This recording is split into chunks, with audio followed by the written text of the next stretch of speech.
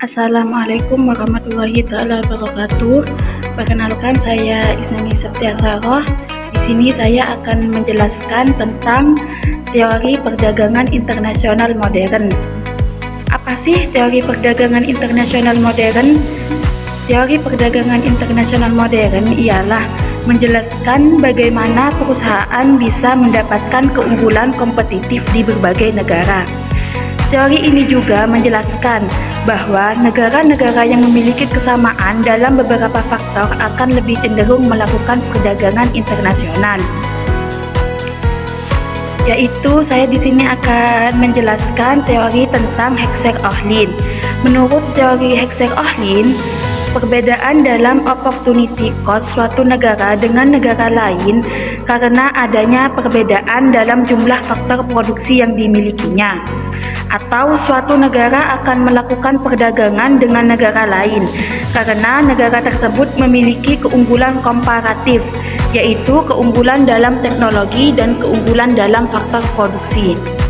Model Heckscher-Ohlin ini menekankan manfaat perdagangan internasional dan manfaat global ketika setiap negara mengekspor sumber daya domestik yang melimpah.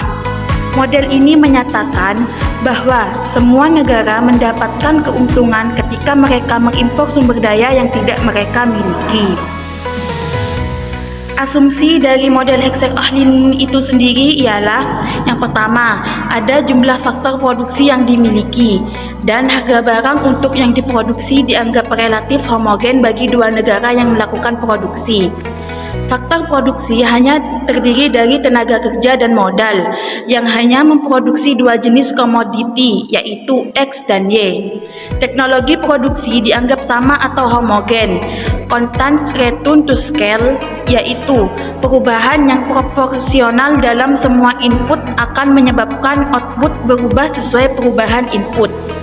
Kekuatan intensitas faktor adalah barang-barang yang diproduksi lebih bersifat padat karya atau bersifat padat modal.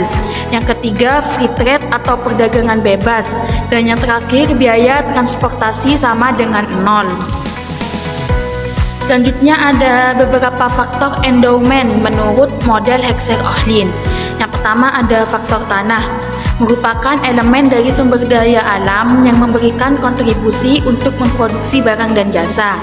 Yang kedua, faktor manusia yang terdiri dari tenaga kerja.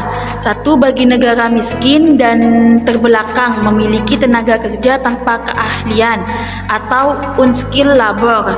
Dua, bagi negara yang maju, sebagian besar tenaga kerja memiliki keahlian dan banyak bekerja di sektor industri. Faktor yang ketiga ialah faktor modal. Kegiatan ekonomi akan menjadi jauh lebih produktif jika semakin banyak modal yang terdapat di suatu negara. Teori Heckscher-Ohlin ini juga mempunyai kelemahan asumsi. Yang pertama, bahwa asumsi bahwa kedua negara menggunakan teknologi yang sama dalam memproduksi adalah tidak valid. Fakta yang ada di lapangan, negara sering menggunakan teknologi yang berbeda. Kelemahan yang kedua, asumsi persaingan sempurna. Dalam perdagangan internasional, baik produk dan faktor produksi lebih menjadi masalah. Yang ketiga, asumsi tidak ada mobilitas faktor internasional. Adanya mobilitas faktor secara internasional mampu mensubstitusikan perdagangan internasional yang menghasilkan kesamaan relatif harga produk dan faktor antar negara. Dan kelemahan asumsi yang terakhir ialah asumsi spesialisasi. Penuh suatu negara dalam memproduksi suatu komoditi. Jika melakukan perdagangan tidak sepenuhnya berlaku, karena banyak negara yang masih memproduksi komoditi yang sebagian besar adalah dari impor. Contoh kasus dari teori Heckscher-Ohlin ini ialah perdagangan antara negara A dan negara B.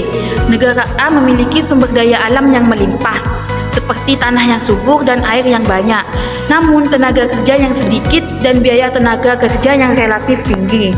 Sedangkan negara B memiliki populasi besar dan banyak tenaga kerja terampil dengan biaya yang rendah, namun dengan sumber daya alam yang terbatas. Menurut teori Heckscher-Ohlin ini, negara A akan lebih kompetitif dalam memproduksi barang-barang yang membutuhkan banyak sumber daya alam, seperti produk pertanian dan bahan mentah. Contohnya biji-bijian, kayu, dan minyak bumi. Karena negara A memiliki kelebihan sumber daya alam, biaya produksi barang-barang ini lebih rendah dibandingkan negara B. Sedangkan negara B akan lebih kompetitif dalam memproduksi barang-barang yang padat karya, seperti produk tekstil, pakaian, atau barang elektronik sederhana. Karena negara B memiliki tenaga kerja yang melimpah dan murah, barang-barang ini bisa diproduksi dengan biaya lebih rendah dibandingkan di negara A. Contoh perdagangan negara A mengekspor hasil pertanian seperti gandum dan minyak kelapa sawit ke negara B. Negara B mengekspor barang-barang manufaktur padat karya seperti pakaian dan produk tekstil ke negara A.